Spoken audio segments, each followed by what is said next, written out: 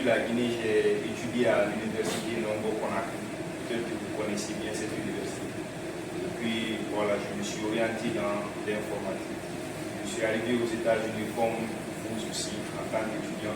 Et puis après, je me suis encore inséré dans ce domaine qui est vraiment sollicité ici aux États-Unis. J'ai fait quelques cours d'administration des affaires. Et puis, je me suis toujours concentré sur l'informatique.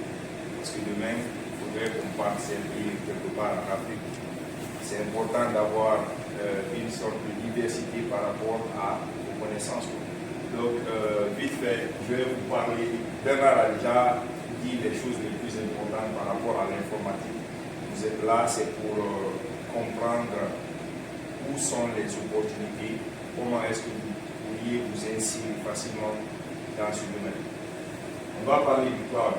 Aujourd'hui, cloud, ça veut dire nuage, en quelque sorte. Avant, on avait des serveurs physiques qui étaient là.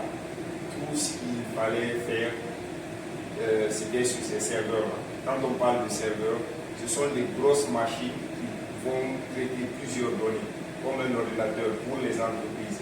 Toutes les entreprises comme les Google, les Facebook ont des serveurs pour pouvoir gérer tout ce que vous faites régulièrement sur ces sites-là.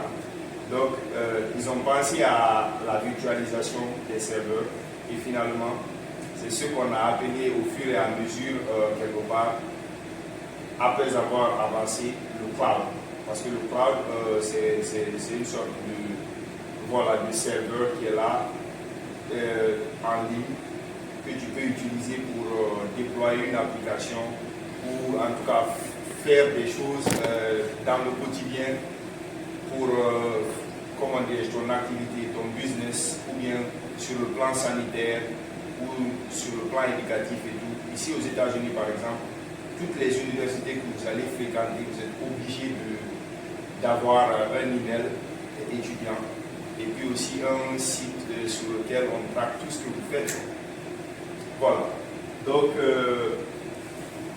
raison pour laquelle ils ont pensé au cloud pour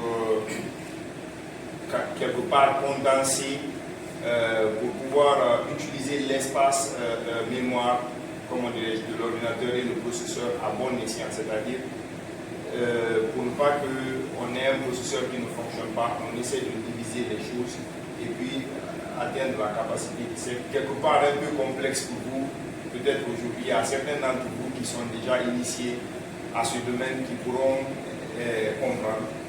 Donc, avant de parler du cloud, l'ordinateur c'est une machine qu'on utilise pour traiter l'information de façon rationnelle et automatique. Voilà. Si par exemple je veux faire fonctionner, comment dirais-je, cette ampoule, j'appuie sur un bouton, c'est de l'automatisme. Dès que j'appuie, ça allume. C'est le rôle de l'ordinateur quelque part. Pourquoi on parle de traitement rationnel? C'est quelque part aider les gens à accélérer le processus de leur business, tout ce qu'on fait de façon quotidienne. Il y a plusieurs types d'ordinateurs. Il y a les ordinateurs bureautiques et puis il y a les ordinateurs portatifs, comme celui-là. Le stockage, c'est comme votre carte mémoire que vous insérez sur votre téléphone pour stocker des images. Et puis la mémoire, ça c'est, comme vous l'entendez, la mémoire. Il y a encore plus de composants, tous qui fonctionnent sur le même principe. Il y a la carte mère. La carte mère, c'est sur, vous voyez souvent les circuits qui sont dans l'ordinateur. C'est un peu complexe. Il y a une multitude de choses qui sont interconnectées à l'intérieur de l'ordinateur quand vous l'ouvrez. C'est ce qu'on appelle la carte mère.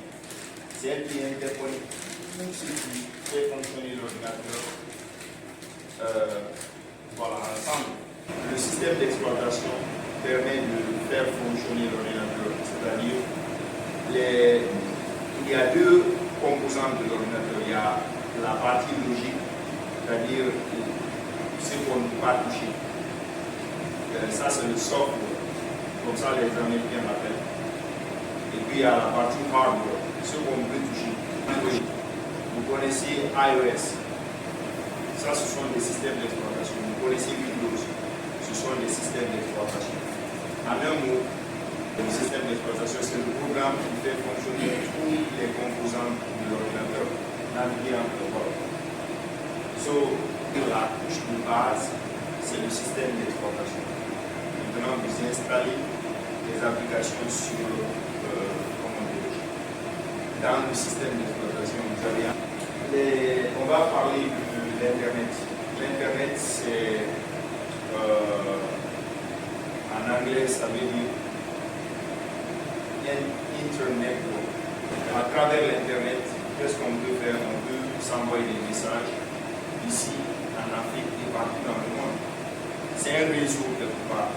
Donc, périphériques, ce sont des accessoires qu'on utilise pour faire sur l'ordinateur.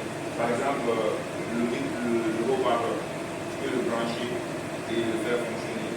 C'est extérieur à l'ordinateur. La souris que je branche directement aussi, c'est extérieur. Tout ça, ce sont des accessoires.